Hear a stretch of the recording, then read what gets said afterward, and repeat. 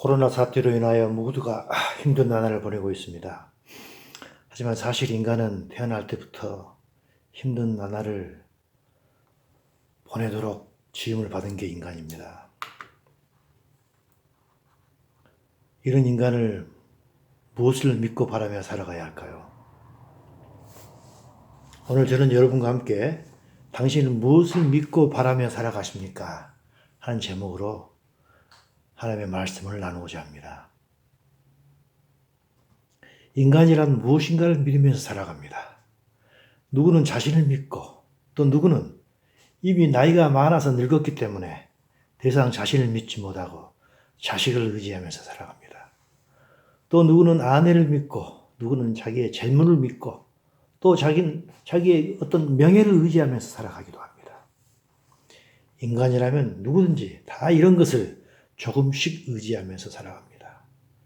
그렇기 때문에 재물을 모으려고 하고 명예를 구하며 자식을 키우면서 살아가는 게 우리 인간인 것이죠. 여러분은 무엇을 또는 누구를 믿고 의지하면서 살아가십니까? 그리스도인은 무엇을 믿고 살아가는 존재일까요? 그리스도인은 그리스도를 믿고 살아가는 존재입니다. 그리스도인이란 자기의 재물을, 건강을, 명예를 의지하기도 하지만 이런 것들은 사실은 별로 큰 도움을 주지 못한다는 것을 아는 존재입니다. 그렇기 때문에 이 모든 것보다 훨씬 위에 계신 전지전능하신 그분을 믿고 의지하면서 살아가는 존재가 바로 그리스도인이지요. 그리스도란 무엇인가요? 이는 흔히 메시아라고도 하죠. 이는 구원주 또는 구세주를 의미합니다. 그렇다면 누가 우리의 구원자이며 구세주가 되실까요? 마태복음 1장 21절에 그 답이 있죠. 예수님이십니다. 아들을 낳으리니 그 이름을 예수로 하라. 이는 그가 자기 백성을 그들의 죄에서 구원할 자이심이라고 했습니다. 사실 예수님께서는 우리를 죄에서만이 아니고 사탄의 손에서도 빼내어 주시고 영원한 사망으로부터서도 구원해 주십니다. 그래서 결국에는 하나님과 함께 영원히 살 수 있도록 해 주시는 분이십니다. 그래서 우리는 예수님을 구세주라고 합니다. 요한계시록 21장 3절을 보면 그 답이 나와 있습니다. 내가 들으니 보좌에서 큰 음성이 나서 이르되 보라 하나님의 장막이 사람들과 함께 있음에 하나님이 그들과 함께 계시리니 그들은 하나님의 백성이 되고 하나님은 친히 그들과 함께 계신다고 하셨던 것입니다. 우리는 이 땅에서 영적으로는 하나님과 함께 계시지만 물리적으로 하나님과 동떨어져 있습니다.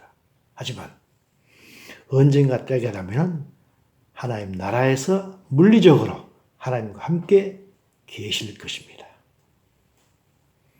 그래서 예수님께서 이 땅에 오신 마지막 목적은 인간을 하나님 나라에 데려가서 하나님과 함께 영원히 살도록 하기 위함인 것입니다. 안 믿어지실 것입니다. 하지만 믿어지는 축복이 있기를 바랍니다. 이것이 믿어지는 자가 참된 복을 받는 자입니다. 원래 인간은 하나님으로부터 창조되었습니다. 그리고 하나님께서는 인간을 위에서 미리 준비하신 에덴 동산에서 하나님과 함께 살았습니다. 그러나 사탄의 유혹에 빠져 하나님의 명령을 거역함으로 인간은 그 아름다운 동산에서 쫓겨났던 것입니다. 동시에 인간은 이 땅으로부터서 생명을 유지해야 됐으며 이 땅은 가시를 내고 엉겅퀴를 내므로 말미암아 인간이라는 존재는 수고와 고통을 통해서만 겨우 입에 풀칠하는 그런 비참한 존재로 변해버렸던 것입니다. 이미 하나님께서 창세기 3장에서 우리에게 말씀하셨습니다. 내가 너에게 먹지 말라 한 그 한 나무의 열매를 먹었은즉 땅은 너로 말미암아 저주를 받고 너는 평생에 수고해야 그 소산을 먹은다고 했습니다. 그리고 땅은 우리에게 가시덤불과 엉겅퀴를 낼 것이라고 하였고 그래서 결국 우리는 19절에 보면은 흙으로 돌아갈 때까지 얼굴에 땀을 흘려야 조금이라도 먹을 것을 겨우 얻어먹는다고 하셨던 것입니다. 이 세상에 어느 누구도 이 수고와 슬픔과 고통으로부터 온전히 자유로울 사람은 하나도 없는 것입니다. 부자는 부자대로, 가난한 사람은 가난한 대로, 어느 누구도 하나님이 이 말씀에서 벗어나지 살 수 있는 사람은 아무도 없는 것입니다. 그러나 때가 찾아 하나님께서는 이 땅에 예수님을 보내주셨습니다. 그리고 예수님을 통해서 말씀하시죠. 수고하고 무거운 짐진 자를 다 내게로 오라고 하셨습니다. 내가 너희를 쉬게 한다고 하신 것입니다. 이렇게 이 세상에 오신 예수님께서는 무엇을 선포하며 다니셨을까요? 어떻게 해서 우리를 쉬게 한다고 말씀하셨을까요? 예수님께서는 이 땅에 오셔가지고 하셨던 일이 여러 가지가 있지만 가장 중요한 게 있습니다. 말씀하셨습니다. 나는 이 일을 위해 보내심을 받았다고 말씀하셨습니다. 이 일이 무엇인가요? 하나님 나라라는 것을 전하는 것입니다. 이 땅 위에 하나님의 나라가 곧 임한다는 것을 전하는 것입니다. 이것을 위해 예수님께서 이 땅에 오셨던 것입니다. 이 예수님께서 12제자에게 또한 부탁하신 게 있습니다. 그것은 무엇인가요? 동일합니다. 하나님 나라를 전파하는 것이 예수님이 12제자가 했던 그 핵심이셨던 것입니다. 우리가 알다시피 예수님께서는 십자가에 죽으셨다 다시 부활하셨습니다. 40일 동안 이 땅에서 사셨습니다. 그때 무엇을 하셨나요? 40일 동안 그들에게 보이시며 하나님 나라의 일을 계속해서 말씀하셨던 것입니다. 이 땅에서 살으셨던 동안 3년 반 동안 그리고 40일 동안 부활하셔가지고도 그 짧은 시간에도 그 시간을 아껴가며 예수님께서 말씀하셨던 것은 오직 하나님 나라에 대해서 말씀하셨던 것입니다. 그래서 예수님의 사역의 핵심은 무엇인가요? 바로 하나님의 나라였던 것입니다. 그렇다면 어떻게 할 때 우리가 이 하나님 나라에 들어갈 수 있을까요? 예수님께서 말씀하십니다. 내 말을 듣고 나 보내신 하나님 아버지를 믿는 자입니다. 예수님의 말씀을 듣고 믿는 자입니다. 그가 하나님 나라에 들어가는 것입니다. 그래서 영원히 사는 것입니다. 이 말씀을 사도 바울은 좀 더 풀어서 이야기하십니다. 로마서 10장입니다.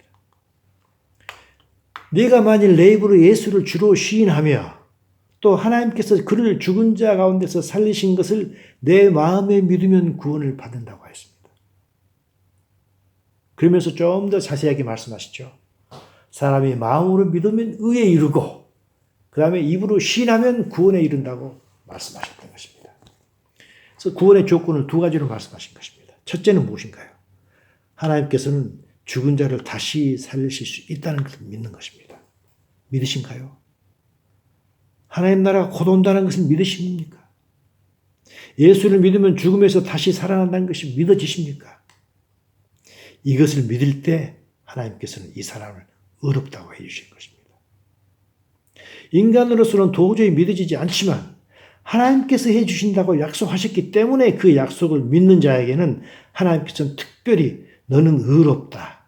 비록 죄를 지으면서 사는 죄인이지만 믿어지지 않는 내 말을 믿기 때문에 나는 너를 죄를 짓지 않는 의로운 자로 여겨주시겠다고 하신 것입니다.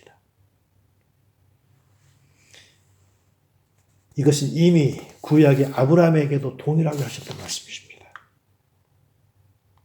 창세기 15장 말씀이죠. 그 당시에 아브라함은 나이가 85살이었습니다. 자식이 한 명도 없었던 상태입니다. 그때 하나님께서는 그를 데리고 밖으로 나가십니다. 그리고 하늘을 보게 하시고 별을 세어보라고 하십니다. 별을 셀 수 있습니까? 셀 수가 없습니다. 그리고 말씀하십니다. 내 자손이 이와 같으리라. 내 자손이 이렇게 많을 것이다. 하고 말씀하셨던 것입니다. 근데 이 말이 믿어지겠습니까? 아브라함 나이 85세에 근 100세가 가까워진 나이에 자식을 한 명도 없는데 앞으로 이렇게 많은 자식이 있을 거라고 하신 하나님 말씀 믿어지겠습니까? 하지만 아브라함은 지금까지 일어났던 여러 가지 사건을 통해서 하나님을 믿었습니다. 그래서 그 말도 믿었던 것입니다. 그래서 6절에 아브라함이 여호와를 믿으니 아브라함 여호와께서 이를 그의 의로 여겼다고 하신 것입니다. 두 번째 구원의 조건은 무엇인가요? 그것은 우리가 예수님을 우리의 주인으로 삼고 그분의 말씀에 순종하여 살 때 구원에 이른다고 하신 것입니다. 우리는 예수님을 주로 모신다고 하면 주인 되신 그분의 말씀을 믿어야 하는 것입니다. 그런데 예수님의 말씀의 핵심은 무엇이었습니까? 그건 지금까지 했던 말씀이죠. 그건 하나님의 나라였던 것입니다. 그래서 우리는 하나님의 나라가 올 것을 믿어야 하는 것입니다. 하나님께서는 하나님 나라가 올 걸 믿는 사람을 다시 살리십니다. 그리고 다시 산 그 사람을 하늘나라로 데려가시는 것입니다. 이것이 크리스찬이 믿는 믿음의 내용이 되어야 하는 것입니다. 이것이 믿어지지 않는다면 그것은 그 사람에게 구원은 없는 것입니다. 하지만 많은 사람들은 교회를 다니지만 믿음에 대해서 오해를 합니다. 예수를 믿으면 이 세상의 모든 일이 예수의 도움으로 잘 풀릴 것을 믿고 이것을 믿음의 전부로 생각합니다. 예수님을 그리고 하나님 아버지를 우리가 이 세상을 살아갈 때 도움을 주는 그런 분으로 믿는 그 믿음을 성경에서 말하는 믿음으로 오해하는 것입니다. 예수님께서 우리가 갖기 원하시는 그 믿음은 무엇인가요? 바로 하나님 나라에 대한 믿음인 것입니다. 히브리서 11장을 흔히들 믿음장이라고 합니다. 히브리서 11장 1절에서 뭐라고 합니까? 믿음은 바라는 것의 실상이요 보이지 않는 것들의 증거라고 했습니다. 이때 바라는 것이 뭔가요? 우리가 하나님께 바라는 게 아닙니다. 하나님께서 우리에게 약속해 주신 그것을 바라는 것입니다. 하나님 나라죠. 또 보이지 않는 것입니다. 하나님 나라는 아직 보이지 않습니다. 아직 도래하지 않았기 때문입니다. 그렇지만 하나님께서 말씀하셨기 때문에 우리가 그것을 바라고 그 보이지 않는 그것을 증거하는 것입니다. 그것이 믿음이라는 것입니다. 동일한 11장 13절 16절을 다시 보겠습니다. 그 믿음이 내용인가를 다시 한번 설명해 주고 있는 구절입니다. 이 사람들은 다 믿음을 따라 죽었다고 했습니다. 그 믿음의 내용이 무엇인가 하는 게 빨간 글씨로 되어 있습니다. 그건 무언가요? 우리 인간은 땅에서는 나그네와 행인이라는 것입니다. 그리고 이제는 더 나은 것이 있다는 것입니다. 그 본향이라는 것입니다. 그 본향이 곧 하늘에 있는 것, 하나님 나라를 이야기하는 것입니다. 그래서 우리가 바라는 것, 하나님 나라인 것입니다. 지금 보이지 못하지만 우리가 보이는 것 같이 믿고 바라는 것, 하나님의 나라인 것입니다. 그렇다면 이 하나님 나라는 언제 이 땅에 올까요? 이 세상의 종말은 언제 올까요? 12 제자들이 예수님께 그 질문을 했습니다. 누가복음 21장 이야기입니다. 예수님의 제자들만 그것이 궁금했던 게 아닙니다. 우리도 마찬가지로 매우 궁금합니다. 그래서 제자들이 물어봤습니다. 예수님께서 답변하시죠. 이르시되 민족이 민족을 나라가 나라를 대적하게 일어나겠고 곳곳에 큰 지진과 기근과 전염병이 있겠고 또 무서운 일과 하늘로부터 커다란 징조들이 있으리라. 어떤 엄청난 일이 있으리라는 것입니다. 그러면서 다시 한번 말씀하십니다. 25장 21장 25절 27절입니다. 1월 성신, 하늘이죠. 하늘에는 큰 징조가 있다고 하십니다. 또 땅입니다. 하늘에도 어떤 징조가 있고 땅에도 어떤 징조가 있다는 것입니다. 땅에서는 민족들이 바다와 파도의 성난 소리로 인하여 혼란한 중에 곤고한다고 했습니다. 지금까지 일어나지 않았던 일이 땅에서 벌어진다는 것입니다. 하늘에서 또한 하늘의 권능들이 흔들린다고 했습니다. 그래서 26절에 보면 사람들이 세상에 이 말 모든 일을 생각하고 너무 무서워서 기절할 정도라고 했던 것입니다. 그때 사람들이 인자가 구름을 타고 능력과 큰 영광으로 온다는 걸 본다는 것입니다. 예수님께서 오실 때 커다란 징조가 보인다는 것입니다. 하지만 우리는 예수님 그 커다란 일이 오기 전에 먼저 예견을 할 수 있어야 됩니다. 그래서 예수님께서 다시 한번 말씀해 주십니다. 이런 큰 일이 일어나기 전에 미리서 예견할 수 있는 방법을 말씀해 주십니다. 그러면서 동일한 누가복음 21장 29절에 말씀하시죠. 비유로 이르시되 무화과 나무의 모든 나무를 보아라. 싹이 나면 너희가 보고 여름이 가깝겠다 하는 걸 자연히 안다는 것입니다. 이와 같이 너희가 이런 일이 일어나는 것을 보면 하나님 나라가 가까이 온 줄 알라는 것입니다. 세상이 어떻게 돌아가는가 자세히 보라는 것입니다.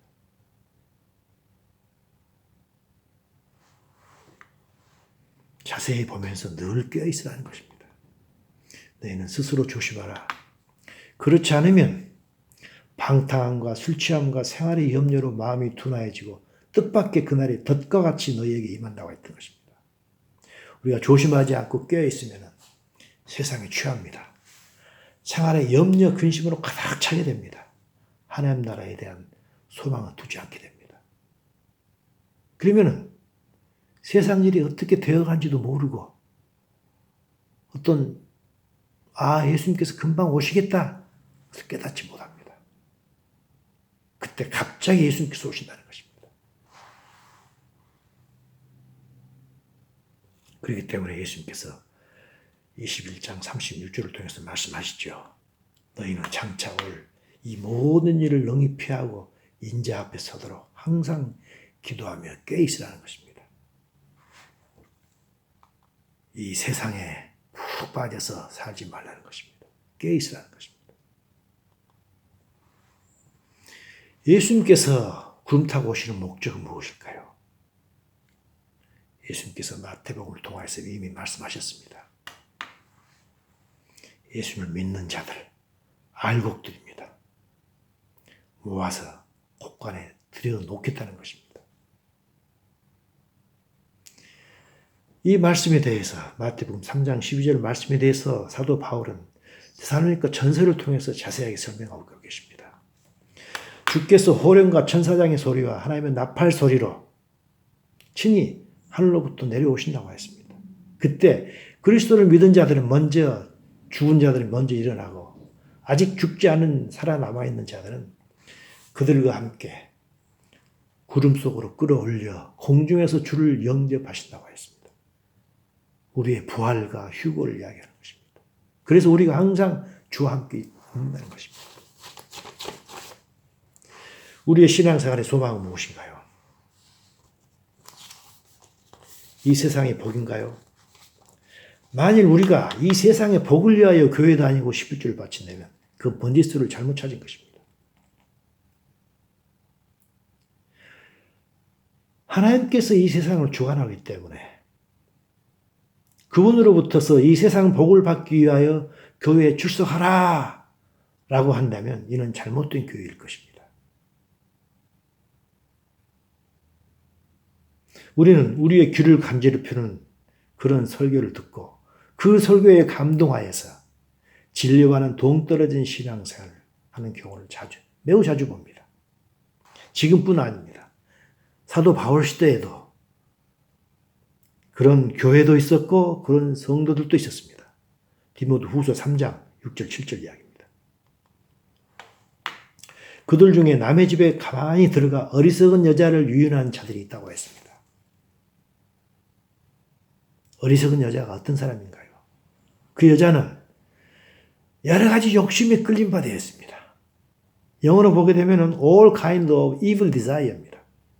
잘못된 욕심, 우리가 가져서는 안 돼야 될 잘못된 욕심으로 가득 찬 상태에서 교회를 다니는 것입니다. 그런 사람은 어떻게 될까요? 그런 사람들은 항상 배웁니다. 교회 다니면서 항상 배웁니다. 배우기는 하지만 진리의 지식에는 도달하지 못하는 것입니다. 왜 그렇습니까? 믿는 믿음이 세상에 집중되어 있기 때문입니다. 그 여자는 하늘에 대한 믿음이 없이, 하늘에 대한 소망이 없이 오직 이 세상의 복만 바라기 때문입니다. 물론 우리는 모두 연약합니다. 그렇기 때문에 전능자 하나님께 이 세상의 복도 구해야 됩니다. 그러나 하나님께서 진정으로 우리에게 주시고자 하는 것, 그것을 먼저 구해야 될 것입니다. 사도 바울은 로마서를 통해서 우리에게 다시 한번 말씀하십니다. 로마서 8장 23절, 24절입니다. 우리가 바라는 것은 무엇일까요? 양자 될 것입니다. 양자, 양아들입니다. 예수님만이 친아들이었습니다. 그러니까 우리는 양자,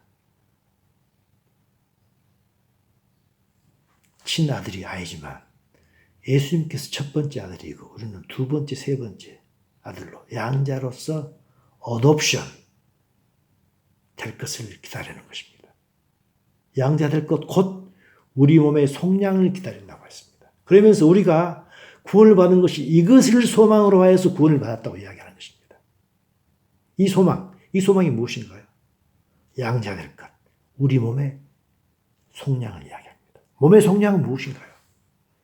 몸의 부활을 이야기합니다. 예수님 강림하실 때 우리 몸이 부활돼가지고 예수님과 함께 하늘나라로 올라가는 것을 이야기합니다. 사도 바울은 고린도전서 15장을 통해서 다시 한번 세밀하게 말씀하십니다. 보라, 내가 너희에게 비밀을 말한다고 했습니다. 커다란 비밀인 것입니다. 우리가 다 잠잘 것이 아니요 마지막 나팔에 순식간에 호련히 다 변화된다고 했습니다. 우리 몸의 부활을 이야기합니다. 나팔 소리가 나면 죽은 자들이 썩지 않을 것으로 다시 살고 우리도 변화되는 것입니다. 변화돼서 부활돼서 소위 말하는 휴거가 되는 것을 이야기하고 있습니다. 우리는 이것을 바라며 이것을 소망으로 해서 구원을 얻었다고 사도 바울은 로마서를 통해서 말씀하고 계신 것입니다. 예수님께서 누가복음 17장을 통해서 우리에게 경고를 하고 계십니다. 마지막 구절입니다.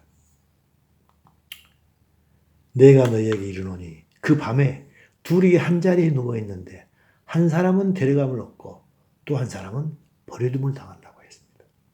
두 여자가 함께 맷돌을 갈고 있는데 한 사람은 데려감을 얻고 또 하나는 버려둠을 당한다고 했습니다. 우리가 어떻게 하느냐에 따라서 데려감을 얻을 수도 있고 버려둠을 당할 수도 있습니다.